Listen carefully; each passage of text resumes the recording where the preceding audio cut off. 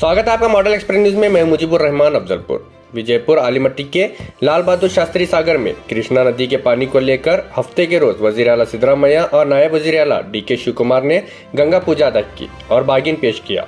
इसके बाद मीडिया से बात करते हुए इन्होंने UKPA मरला 3 की डूबी हुई जमीनों के सिलसिले में किसानों की जमीन की हुसूल अर्जी के बारे में गुफ्तगू की। इस मौके पर जिला उस्तुवारी वजीर MB पाटिल, RB तिम्मापुर, शिवानंद पाटिल, इंडी के रुकने असेंबली यशवंतराय गौड़ा पाटिल, अशोक मनगोली समेत कई दीगर अरकान असेंबली और विजयपुर जिले के गारंटी योजना के सदर इलियास बोरामनी और सारे अफसरान मौजूद थे। उप मुख्यमंत्रिಗಳಾದಂತ श्री DK ಶಿವಕುಮಾರ್ ಅವರ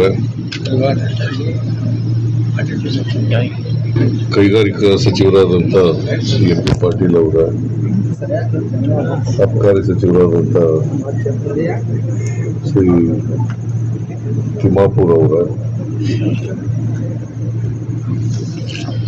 ಇನ್ನೊಬ್ಬರು ಸಚಿವರಾದಂತ ಶ್ರೀ ಶಿವಾನಂದ ಅವರ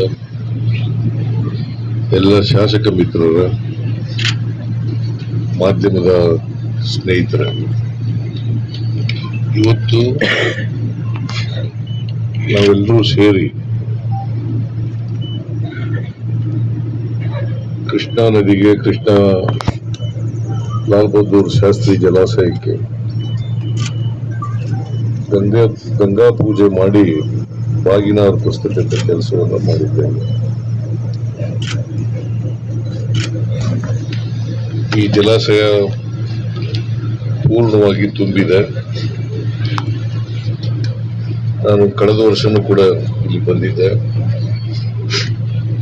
ನಾನು DK ಶಿವಕುಮಾರ್ ಅವರು, MB ಪಾಟೀಲ್ ಅವರು, ಶಿವಾನಂದ ಅವರು, ತಿಮ್ಮಾಪುರ ಅವರು ಮತ್ತೆ ಎಲ್ಲ ಶಾಸಕರು ನಾವೆಲ್ಲರೂ ಕೂಡ ಬಂದು ಬಾಗಿನ ಅರ್ಪಿಸಿದ್ದು। ಈ ವರ್ಷನೂ ಕೂಡ ಬಾಗಿನ ಅರ್ಪಿಸಿದ್ದೀವಿ। 100% ನೀರು ಜಲಾಶಯದಲ್ಲಿ ತುಂಬಿದೆ। ಇದಕ್ಕೆ ಕಾರಣ ರಾಜ್ಯದಲ್ಲಿ ಮತ್ತು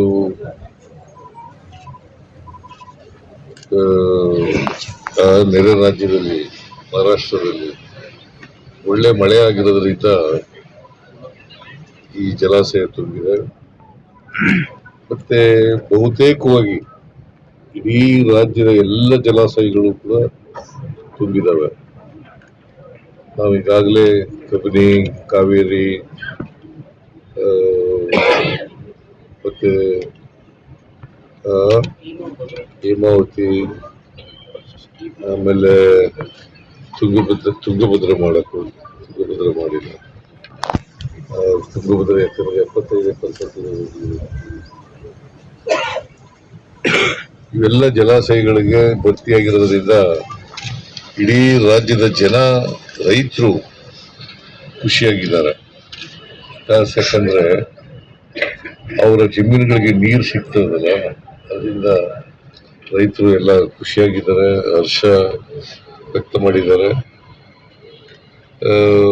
ನಾವು ಕೂಡ ಸರ್ಕಾರನೂ ಕೂಡ ರೈತರು ಖುಷಿಯಾಗಿದ್ರೆ ನಾವೆಲ್ಲರೂ ಕೂಡ ಖುಷಿಯಾಗಿರ್ತೀವಿ ಅಂತಕ್ಕಂಥ ಕಾರಣದಿಂದ ನಾವು ಕೂಡ ಖುಷಿಯಾಗಿದ್ದೀವಿ। ನಮ್ಮ MLAಗಳು ಕೂಡ ಎಲ್ಲ ಖುಷಿಯಾಗಿದ್ದಾರೆ। ಸೊ ಈ ಅಪ್ಪರ್ ಕೃಷ್ಣ ಪ್ರಾಜೆಕ್ಟ್ ಇದೆಯಲ್ಲ, ಈಗಾಗಲೇ DK ಶಿವಕುಮಾರ್ ಅವರು in charge of the water resources also ಅವರು ಎಲ್ಲ ವಿಚಾರಗಳನ್ನು ಹೇಳಿದ್ದಾರೆ।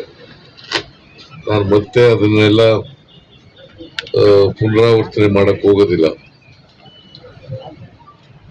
ಇಷ್ಟು ಮಾತ್ರ ಹೇಳ್ತೇನೆ, ನಮ್ಮ ರೈತರು ನಾವೊಂದ್ಸಾರಿ ಮೀಟಿಂಗ್ ಮಾಡಿದ್ದೆ, ರೈತರ ಹೋರಾಟಗಾರರ ಜೊತೆ ಎಲ್ಲ ಮೀಟಿಂಗ್ ಮಾಡಿದ್ದೆ। MLAಗಳು ಕೂಡ ಇದ್ರು ಬೆಳಗಾಂನಲ್ಲಿ। ಅಲ್ಲಿ ಎಲ್ಲರೂ ಕೂಡ ಒಂದೇ ಸಾರಿ ಕನ್ಸೆಂಟ್ ನಲ್ಲಿ ನಾವು ಕೊಡಕ್ಕೆ ಒಪ್ಕೊಂಡಿದೀವಿ, ಅದರಿಂದ ಕನ್ಸೆಂಟ್ ಅವಾರ್ಡ್ ಮಾಡಿ ಅಂತ ಹೇಳಿದ್ದಾರೆ।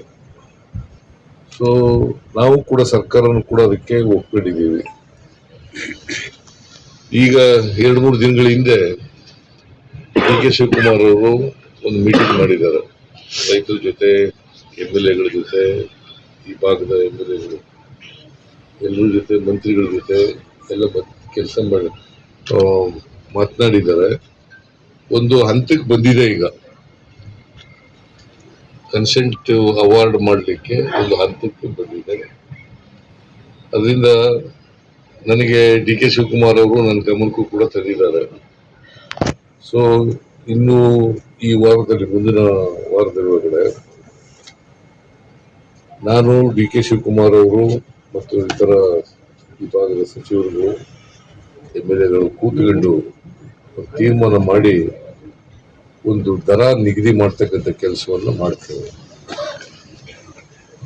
ಖುಷ್ಕಿ ಜಮೀನಿಗೆ ಎಷ್ಟು ಕೊಡಬೇಕು, ತರಿ ಜಮೀನಿಗೆ ಎಷ್ಟು ಕೊಡಬೇಕು, ಮತ್ತೆ ನಾಲಾ ಜಮೀನುಗಳಿಗೆ ಎಷ್ಟು ಕೊಡಬೇಕು ಅನ್ನೋದನ್ನ ತೀರ್ಮಾನ ಮಾಡ್ತೀವಿ. ಬಹುಶಃ ರೈತರು ಕೂಡ ಒಪ್ಕೊಳ್ತಾರೆ ಅಂತಕ್ಕಂಥದ್ದು ನನ್ನ ಭಾವನೆ.